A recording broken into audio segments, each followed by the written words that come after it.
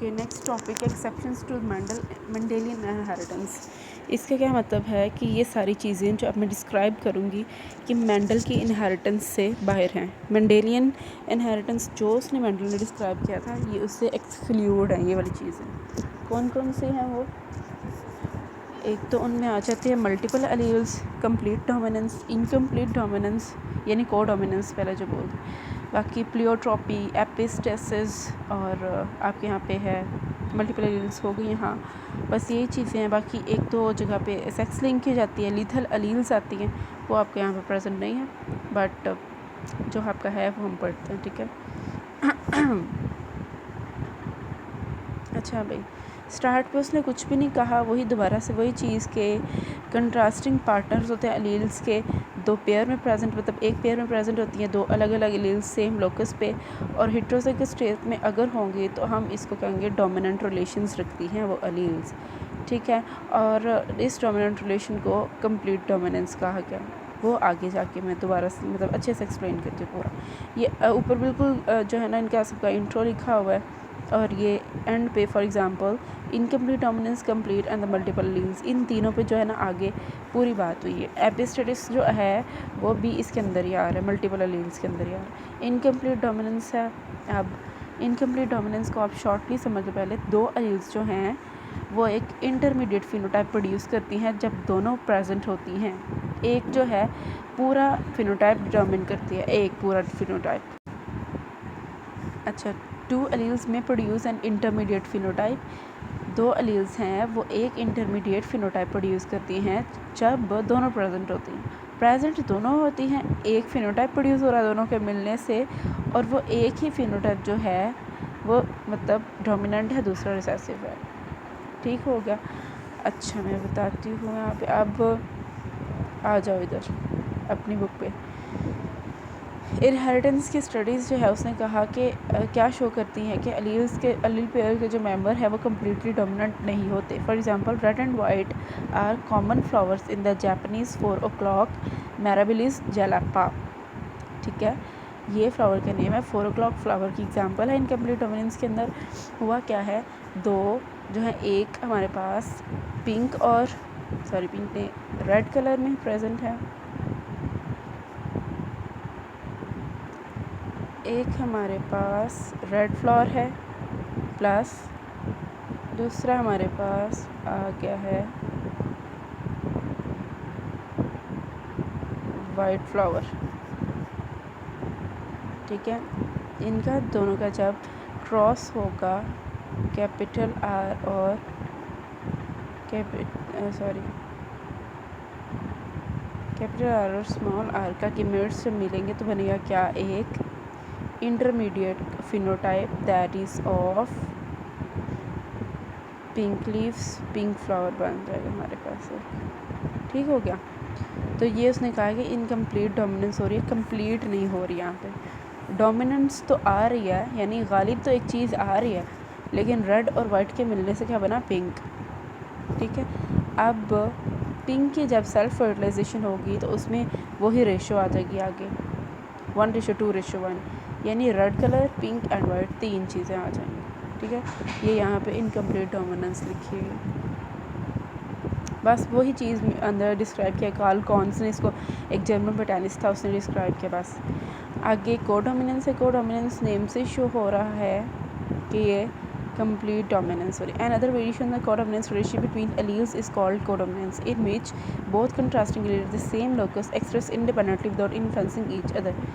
अब इसका जो रिलेशन है ना जाके किसके साथ, असॉर्टमेंट के साथ जाकर मिल रहा है। किस तरह से उसने कहा है कि इंडिपेंडेंट जो एक क्या कहते हैं उसको, को डोमिनेंट रिलेशनशिप बिटवीन अलील्स के दरमियान को डोमिनेंस रिलेशनशिप है, जहाँ पे होता क्या है कि दो कंट्रास्टिंग अलील्स हैं, सेम लोकस पे प्रेजेंट हैं, वो एक दूसरे पर असर अंदाज हुए बग़ैर ही अपना जो है क्या उसको कहते हैं, असर जो है वो दिखा रही हैं।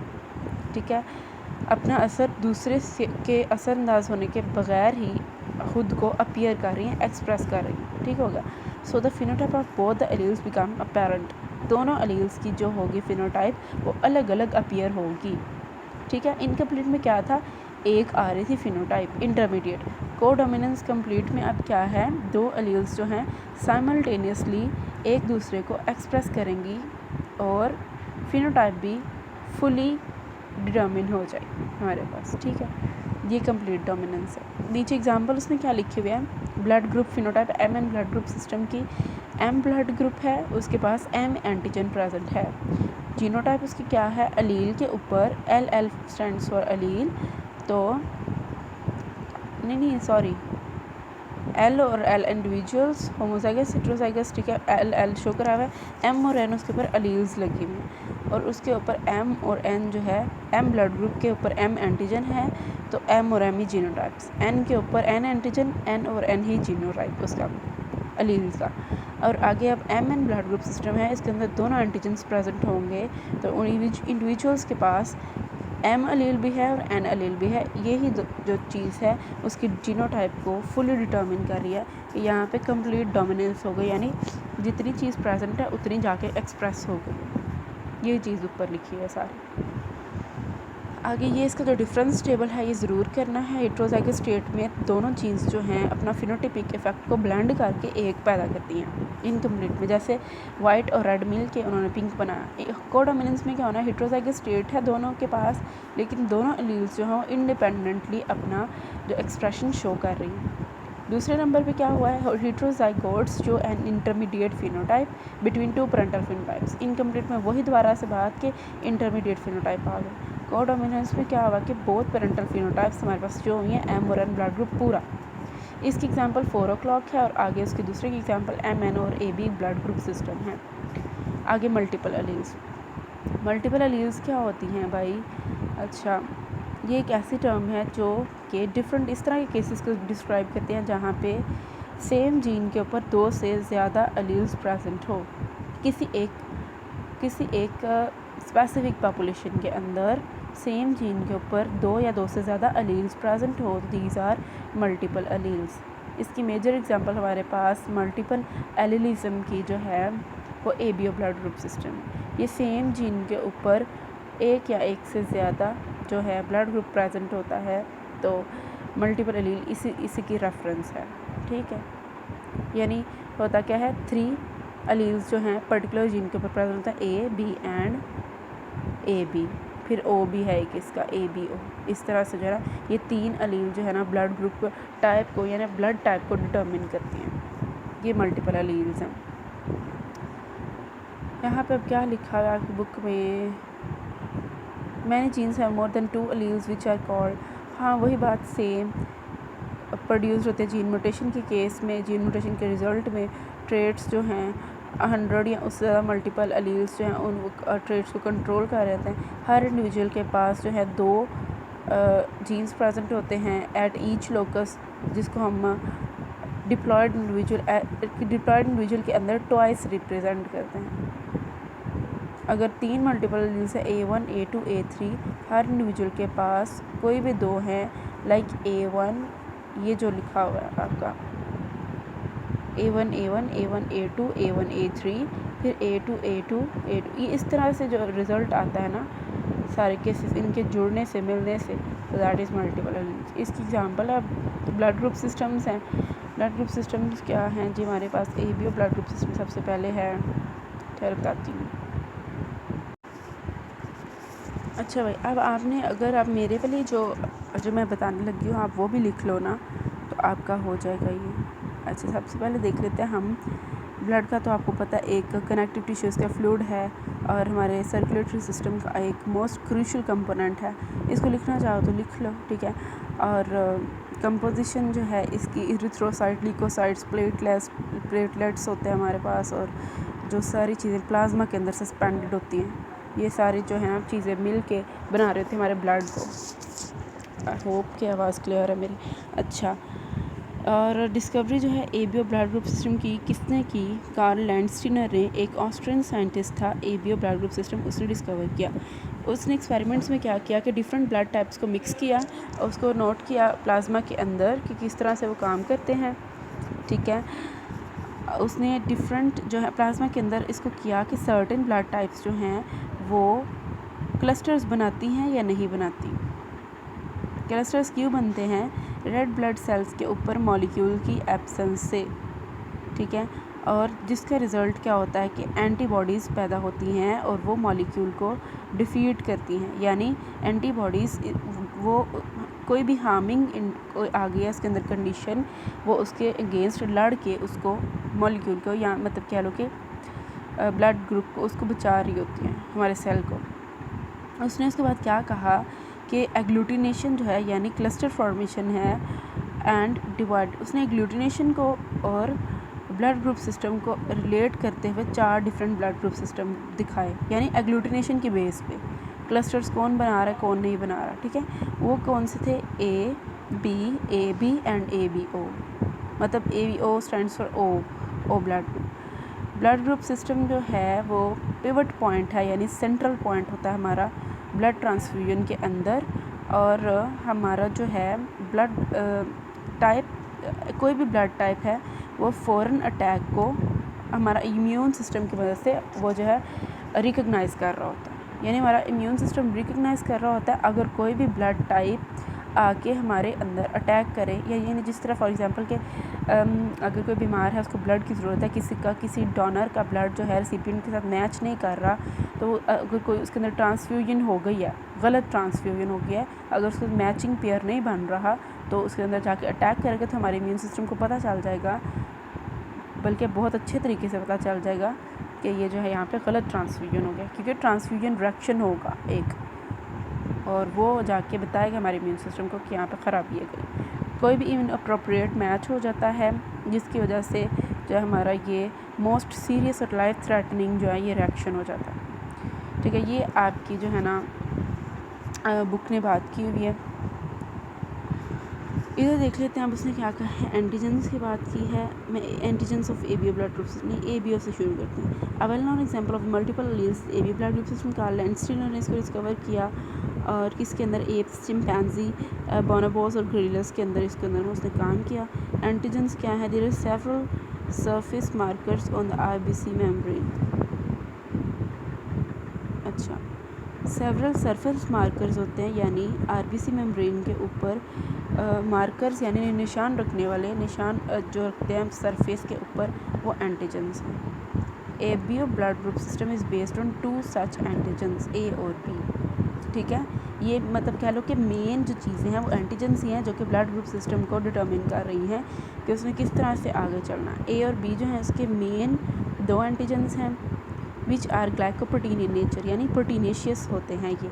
If a antigen is present to the surface of RBC, red blood cell की सरफेस पे अगर ए प्रेजेंट होगा तो ब्लड टाइप जो है ब्लड ग्रुप जो है ए टाइप है, अगर बी प्रेजेंट होता है तो बी है, अगर बोथ प्रेजेंट होंगे तो ब्लड ग्रुप जो है वो ए बी है, अगर कोई भी इसमें से प्रेजेंट नहीं होता तो ब्लड ग्रुप जो है वो ओ है, ठीक है। पहले जो मैंने बताया वो इंट्रोडक्शन था, एग्लूटिनेशन, ये वो सारा कुछ आगे से आपने यहाँ से लिखना शुरू कर देना। जेनेटिक बेसिस जो है ए बी ओ की वो क्या है? ये ऑटोसोमल सिंगल पोलीमॉर्फिक जीन से कंट्रोल हो रहा है। ऑटोसोमल यानी जो हमारे सेक्स क्रोमोसोम से नहीं सेपरेट होते हैं।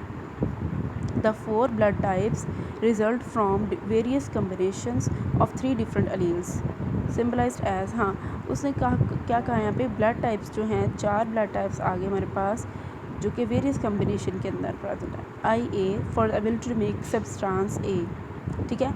आई जो है उसने लिखा है उसका अलील का, फिर उसके ऊपर ए प्रेजेंट है, यानी आई उसका है ब्लड टाइप, उसके ऊपर ए ब्लड आई अलील है, उसके ऊपर ए ब्लड टाइप प्रेजेंट है। आगे उसने ब्रैकेट में उसको डिस्क्राइब कर दिया, जिसके पास सब्सटेंस ए बनाने की एबिलिटी है, बी वही कि बी बनाने की एबिलिटी है, और आई जो स्मॉल आई है वो कोई भी ए या बी, ना वो ए बना सकता है ना वो बी बना सकता है। Their dominance relations are very interesting. Alleles IA and IB are completely dominant over allele I. I जो कैपिटल आई ए है, कैपिटल आई बी है, वो डोमिनेंट होते हैं स्मॉल आई पे, जबकि क्या होता है कैपिटल आई ए और आई बी जो है वो को डोमिनेंट होता है एक दूसरे पे। को डोमिनेंस को, आप कॉन्सेप्ट को जहन में ले आए, को डोमिनेंट होता है एक दूसरे पे और अपना जो है हीट्रोजाइगस कंडीशन के अंदर अपना एक्सप्रेशन पूरा दे देते हैं, ठीक है, और ए बी फिनोटाइप को प्रोड्यूस करते हैं। यहाँ पे अब क्या होगा? ए बी फिनोटाइप प्रोड्यूस हो गई। बाकी जो दूसरा केस बताया है आई ए और स्मॉल आई जीनोटाइप्स जो हैं वो फिनोटाइप ए को ही प्रोड्यूस करेंगी। ठीक है, अच्छा तो हम कहाँ थे कि आई ए और आई capital A small I genotype से सबके ऊपर ए लिखा है, तो आपने इसको इस तरह से याद कर लेना कि फिनोटाइप ए को ही प्रोड्यूस करेगा। जहाँ पे ये बी लिखा तो फिनोटाइप बी को प्रोड्यूस करेगा, स्मॉल आई वो फिनोटाइप ओ को प्रोड्यूस करेगा। फिनोटाइप ओ से मुराद के blood group O, phenotype A blood group A and phenotype B blood group B. ठीक है, अपना एक्सप्रेशन जो है एम्ब्रियोनिक स्टेज पे ही ब्लड ग्रुप की जो अलील्स हैं वो देना शुरू कर देती हैं और टिल डेथ जो है अपना एक्सप्रेशन देती रहती हैं। ठीक है, एक पर्सन के अंदर थ्रू आउट द लाइफ उसका जो है ब्लड ग्रुप फिनोटाइप चेंज नहीं होता। ये आगे वही डायग्रामेटिक ऊपर वाला सारा लिखा डायग्रामेटिक एक्सप्लेनेशन है। Red blood cell type A B और ओ। ठीक है, एंटीबॉडीज़ जो है एंटीबॉडी बी है इसके पास, ए के जो क्या उसका ए के मुकाबले में एंटीबॉडी बी काम करेगी। ठीक है, बी के मुकाबले में एंटीबॉडी ए काम करेगी, ए बी के मुकाबले में कोई भी एंटीबॉडी काम नहीं कर सकती। और ओ में ओ यूनिवर्सल है तो एंटी ए और एंटीबॉडी बी दोनों ही इसको प्रोटेक्ट कर सकती हैं। ठीक है, ए के पास एंटीजन कौन सा होता है ए, बी ग्रुप के पास एंटीजन बी प्रेजेंट होता है, ए बी के पास ए और बी दोनों होते हैं और ओ के पास कोई भी एंटीजन प्रेजेंट नहीं होता। ठीक है, ये चीज़ लिखी है यहाँ पे। अब फिनोटाइप्स हैं ए बी ओ। ठीक है, ये सारा कुछ एंटीजन कौन सा है, जीनोटाइप्स कौन सी, एंटीबॉडीज़। आप अगर ये याद कर लेते हो तो आप ऊपर सारी इंग्लिश लिख सकते हो। एंटीबॉडीज़ जो हैं ए बी ओ की एंटीबॉडीज़ नाम से शो हो रहा है कि ये प्रोटेक्शन देती हैं। अब पढ़ते हैं क्या है, अगर रॉन्ग ट्रांसफ्यूजन हो जाती है रिसिपिएंट ब्लड जो है वो क्लम्पिंग स्टार्ट करते हैं, यानी क्लस्टर्स बनाने लग जाता है। ठीक हो गया, मैं इधर से बताती हूँ आपको, ठहरो 1 मिनट।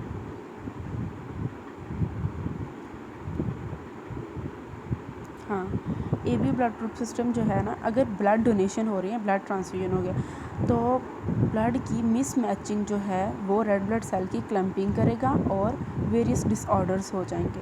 ये इंपॉर्टेंट है कि ब्लड सेल्स जो हैं ट्रांसफ्यूजन के दौरान मैच करने चाहिए, डोनर और रिसिपिएंट की कंपैटिबिलिटी होनी चाहिए। अगर ब्लड ग्रुप ए है ना किसी पर्सन का तो उसको ज़रूरत है सिर्फ ए की। ठीक है, वो ए से भी या ओ से भी ले सकता है, लेकिन यहाँ पे कोई भी एंटीबॉडी नहीं है ए और ओ के लिए ब्लड ग्रुप ए के अंदर। ठीक है, ये चीज़ याद रखने वाली है। अच्छा, एंटीबॉडीज अब देख लेते हैं यहाँ पे क्या लिखा हुआ है। एग्लूटिनेशन स्टार्ट किया, आपका शॉर्ट है, इंपॉर्टेंट शॉर्ट क्वेश्चन हो जाएगा। एग्लूटिनेशन क्या है? This is due to the process of antibodies against wrong antigen. कोई भी रॉन्ग एंटीजन आ गया है उसके अगेंस्ट उसको बचाने की जो कैपेसिटी है ये उसकी प्रेजेंस होना एंटीबॉडी है। The production of these antibodies are produced in the absence of their corresponding antigens वगैरह के एंटीबॉडीज़ की प्रोडक्शन जो है कब होती है? कॉरस्पॉन्डिंग एंटीजन्स की एब्सेंट में, यानी अगर ए एंटीजन एब्सेंट है तो बी एंटीबॉडी वहाँ पे आके बन जाएगी, जो ऊपर मैंने टेबल में डिस्क्राइब किया। ये आगे वही है, for example with the blood type A have antigen, ये सारा कुछ वही जो ऊपर लिखा हुआ है टेबल के अंदर। ट्रांसफ्यूजन प्रिंसिपल क्या है? डोनर और रिसिपिएंट की आपस में कंपैटिबिलिटी होना। ठीक है, ये इसको in short, when transfusion carried out between incompatible blood groups, antigen of the donor react with the antibodies also called agglutinins of the recipient। ठीक है, होता क्या है यहाँ पे? वही पुरानी वाली बात पहले जो मैंने अभी बताया कि ट्रांसफ्यूजन जब होती हैं तो अगर इनकम्पैटिबिलिटी हो जाए ना डोनर और रिसिपिएंट की तो डिसऑर्डर्स कॉज हो जाते हैं। ठीक है, डिसऑर्डर कौन सा? उसने कहा है कि एंटीजन्स जो है ना डोनर के वो एंटीबॉडीज़ के साथ रिएक्शन करने लग जाते हैं और रेड ब्लड के अंदर क्लम्प्स बनने लग जाते हैं, क्लम्प फॉर्मेशन होने लग जाते हैं। क्लम्पिंग जो है रेड ब्लड सेल्स की वो एग्लूटिनेशन कहलाती है। ठीक है, ट्रांसफ्यूजन जो है वो डोनर के एंटीजन की बेस पे होती है। ये अंडरलाइन कर रहे, ट्रांसफ्यूजन किसकी बेस पे होती है? डोनर के एंटीजन की बेस पे और रिसिपिएंट की एंटीबॉडी की बेस पे। और इन लिमिटेशन की वजह से होता क्या है, अगर एक पर्सन के पास ब्लड टाइप ए है तो वो ए या ओ से रिसीव करेगा, क्योंकि उनके पास बी एंटीबॉडी होती है और वो बी एंटीजन के साथ जो है ब्लड को एक्सचेंज कर सकते हैं। ये आगे क्या लिखा है? यूनिवर्सल रिसिपिएंट है ओ और यूनिवर्सल डोनर कौन सा है हमारे पास? ए है। 1 मिनट। ओ हमारे पास यूनिवर्सल डोनर है और ब्लड ग्रुप ए बी जो है वो यूनिवर्सल रेसिपिएंट है। ये लिखा हुआ है बस यहाँ पे। आपने इसको इस टेबल की, ये वाले टेबल की बेस पे डिस्क्राइब करना है, जो ऊपर वाला टेबल है 22.3। ठीक है। अब क्या बोला मैंने, ओ ब्लड ग्रुप जो है यूनिवर्सल डोनर है, यानी ओ दे सकता है सबको। यूनिवर्सल रेसिपिएंट जो है ए बी, वो सबसे ले सकता है। ये हो गया। अब नेक्स्ट आ जाते हैं आपका R H blood group system. R H किसको कहते हैं सबसे पहले, रेसस फैक्टर, RHESUS, ये इस वजह से रेसस ब्लड ग्रुप सिस्टम है। और ये प्रोमिनेंट वन है ABU के बाद। About 2/3 of the population contain this third antigen on the surface of the red blood. ठीक है, 2/3 पॉपुलेशन जो है हमारी, उनके पास RH होता है फैक्टर। रेयर है लेकिन होता है। ये डिसाइड क्या करता है कि ब्लड ग्रुप पॉजिटिव है या नेगेटिव है। ठीक है, RH फैक्टर जो है अगर प्रेजेंट होगा तो इंडिविजुअल के पास रिसस पॉजिटिव होगा। अगर RH एब्सेंट होगा तो रिसस नेगेटिव होगा। ये बातें सारी लिख देना जो मैं बोल रही हूँ रिसस के बारे में। ठीक है। As they produce RH antibodies, in case अगर वो RH एंटीबॉडीज़ प्रोड्यूस करें तो अगर किसी के पास RH पॉजिटिव फैक्टर हो प्रेजेंट तो वो पॉजिटिव रेसिस है, RH पॉजिटिव। अगर एब्सेंट हो तो RH नेगेटिव है। ठीक है, उनकी कंपैटिबिलिटी जो है डोनर और रिसिपिएंट के दरमियान वो क्रूशल है, यानी ज़रूरी है। ओके, यही बात है बस। यहाँ पे उसने क्या कहा है, अब आपकी बुक क्या कहती है कि RH जो ब्लड ग्रुप सिस्टम है उसके सेकंड पैराग्राफ से स्टार्ट करें, लेकिन antigens of RH blood group system. उसने कहा है कि प्रेजेंस ऑफ और एब्सेंस ऑफ डी एंटीजन की प्रेजेंस और एब्सेंस से करेक्टराइज होता है RH ब्लड ग्रुप, और इसको हम कहते हैं, डी एंटीजन को हम कहते हैं RH फैक्टर। ठीक है, ये बात कही उसने। आगे उसने कहा कि RH पॉजिटिव RH नेगेटिव वाली वही बात जो मैंने अभी आपको बता दी। डी एंटीजन की कंपैटिबिलिटी अगर हो तो ये ब्लड ट्रांसफ्यूजन में प्रॉब्लम काज करती है। तो एक हेमोलाइटिक डिजीज़ होती है जिसको हम कहते हैं एरिथ्रोब्लास्टोसिस फर्टालिस। ठीक है, अब ये डिजीज़ क्या है, ये वेरी इंपॉर्टेंट लॉन्ग क्वेश्चन भी आ सकता है आपको। अच्छा, आगे ये मैं बताती हूँ। अभी आप genetic basis RH blood system की देख लो, ये टेबल समझो। ब्लड ग्रुप की फिनोटाइप है RH पॉजिटिव, तो RH नेगेटिव फैक्टर प्रेजेंट है। जीनोटाइप्स क्या है, कैपिटल डी स्मॉल डी, यानी होमोजाइगस हेटेरोजाइगस दोनों कंडीशंस प्रेजेंट है। एंटी RH एंटीबॉडी इसके अंदर नहीं present. Transfusion RH positive RH negative दोनों में हो सकती है। अब ये सारा मिला के आपने ना इसकी लाइनें बना के लिख देना, तो ये इसकी जेनेटिक कंपैटिबिलिटी। और नीचे वाला नेगेटिव के केस में RH एंटीजन जो है वो एब्सेंट है, जीनोटाइप स्मॉल डी यानी रिसेसिव फैक्टर है और है होमोजाइगस रिसेसिव है। एंटी RH एंटीबॉडी जो है प्रोड्यूस तब होगी अगर इसको स्टिमुलेट करवाएंगे हम लोग, और ट्रांसफ्यूजन जो है RH सिर्फ नेगेटिव की। ये आपने इसकी लाइनें बना के लिखनी है। आगे हम देख लेते हैं ट्रांसफ्यूजन प्रिंसिपल, इसका भी सेम है दैट ऑफ ABO है। ठीक है, ABO की तरह ये जो है ना एक्ट करेगा बिल्कुल। एरिथ्रोब्लास्टोसिस फर्टालिस में क्या है, ये देखो, सबसे पहली चीज़ कि ये हो कहाँ पर रहा है, फीटस के अंदर। फीटस के अंदर एग्लूटिनेशन हो रही है RH positive red blood cells की, जो कि HDN को लीड कर रही है। ये सारा कुछ इसके अंदर मैं बताती हूँ। होता क्या है कि मैटरनल सर्कुलेशन जो हो रही होती है ना, वो इतने अच्छे तरीके से नहीं हो रही होती ब्लड की, और RH एंटीबॉडीज़ जो है ना वो प्लेसेंटा को क्रॉस कर जाती हैं, जिसके केस में ये डिजीज़ कॉज हो जाती है उसके अंदर। Erythroblastosis fetalis develops in the fetus. पहली बात, when anti-Rh antibodies produce by mother, यानी एंटी-RH एंटीबॉडीज़ याद रखना है ये मदर बॉडी से प्रोड्यूस होती हैं, प्लेसेंटा को वो क्रॉस करके फीटस के अंदर एंटर होके उसके अंदर प्रॉब्लम काज करती हैं। अच्छा भाई, ठहरो, मेरे ख्याल में मुझे पहले ही बता देना चाहिए। आज ज़रा वाइट बोर्ड पे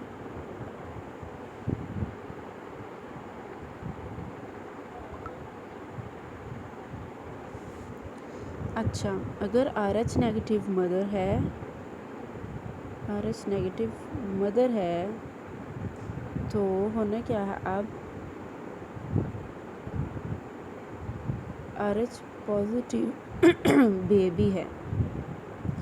यानी वो कैसे बेबी कैसे हो गया, ये पॉजिटिव मेल की तरफ से उसको मिला होगा। यानी इनकम्पैटिबिलिटी आ गई ना इसके साथ इनकम्पैटिबिलिटी आ जाएगी, तो इसी वजह से वो जो है ये डिज़ीज़ कॉज कर रहा है। सॉरी फॉर द बार बार ये मेरा गला ख़राब है।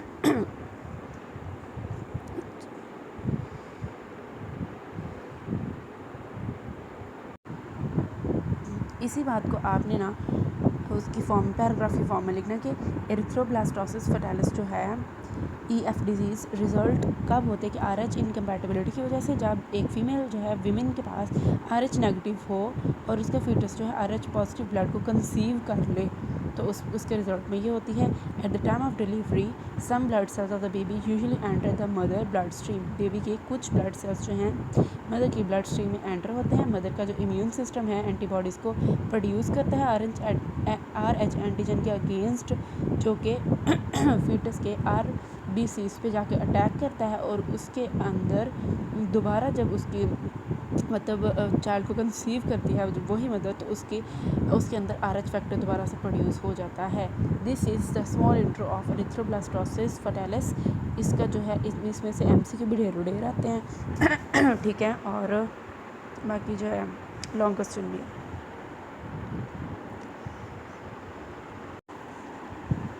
अच्छा भाई, इधर ऊपर जो है वो सारा कुछ वही लिखा हुआ है, नीचे आ जाओ जहाँ पे बिलीरुबिन लिखा हुआ है ना, इससे ऊपर से शुरू करते हैं। दिस एनीमिया में लेड टू द एबॉर्शन और द स्टिल बर्थ। ये एनीमिया यानी एनीमिया ब्लड की कमी या ब्लड के चेंज होने को कहते हैं। में लेड टू द एबॉर्शन भी हो सकता है और स्टिल बर्थ भी हो सकती है। Even if the pregnancy continues the liver and spleen of the foetus swell. Liver जो है और स्प्लीन बेबी की वो स्वेल हो जाएगी as the rapidly produce RBC। वो क्योंकि वो तेज़ी से जो है ना RBC प्रोड्यूस कर रहे होते हैं अपनी कैपेसिटी से ज़्यादा जितने बेबी के अंदर प्रोड्यूस होने होते हैं। The breakdown of the RBC called bilirubin also accumulate in the fetus। RBC की ब्रेकडाउन होती है जिसको हम कहते हैं बिलीरुबिन, एक प्रोडक्ट बनती है, वो फीटस के अंदर जमा होने शुरू हो जाते हैं। बिलीरुबिन हमारी कह लो कि वेस्ट प्रोडक्ट जो होता है ना ह्यूमन के, उसके अंदर भी प्रेजेंट होती है, और वेस्ट प्रोडक्ट का जो होता है एक्यूमुलेशन उसके अंदर होने लग जाएगी, तो कैसे इंसान जिंदा रह सकता है। ठीक है, बिलीरुबिन डैमेजेस ब्रेन सेल को डैमेज करते हैं, स्किन को टर्न कर देती है वाइट्स में, और उसकी स्किन और वाइट मतलब आई के वाइट को येलो कर देती है। इसको जॉन्डिस कहते हैं कंडीशन को। ठीक हो गया, ये डिज़ीज़ है, ये इसका एज सच नेम के साथ इसका क्वेश्चन आ सकता है। अगर बेबी ज़िंदा पैदा हो गया है तो सेवरेट हेमोलिटिक एनीमिया और जॉन्डिस के साथ ही वो सफ़र करता रहेगा, और ज़्यादातर होता ये है कि डेथ हो जाती है। ठीक है, नीचे अब वही बात लिखी हुई RH नेगेटिव और RH एंटीबॉडी। अच्छा, कॉजेज़ और रिस्क जो हैं वो क्या है कि ये EF डिज़ीज़ मोस्ट कॉमनली तब होती है जब एक वुमेन RH नेगेटिव की हो और RH पॉजिटिव से मैरी कर ले। ठीक है, ये मैंने आपको पहले भी बता दिया। और एक बेबी जो है RH पॉजिटिव का आ जाता है, यानी मैटरनल फीटल RH इनकम्पैटिबिलिटी हो जाती है। अगर मैन की जीनोटाइप D कैपिटल D है तो सारे उसके ऑफस्प्रिंग जो होंगे कैपिटल स्मॉल d के होंगे और उनके पास RH पॉजिटिव होगा। अगर मैन की जीनोटाइप रिसेसिव है एक केस में, यानी हेटेरोजाइगस रिसेसिव है, तो क्या होना है, आधे उसके offspring D capital D small d के होंगे और जीनोटाइप जो होगी RH पॉजिटिव होगी। यहाँ पे दूसरे केस में EF डिज़ीज़ कॉज होने का ख़तरा होता है। ओके हो गया। अब एपिस्टेसिस है और पॉलीजेनिक इनहेरिटेंस मैं बताती हूँ उसका।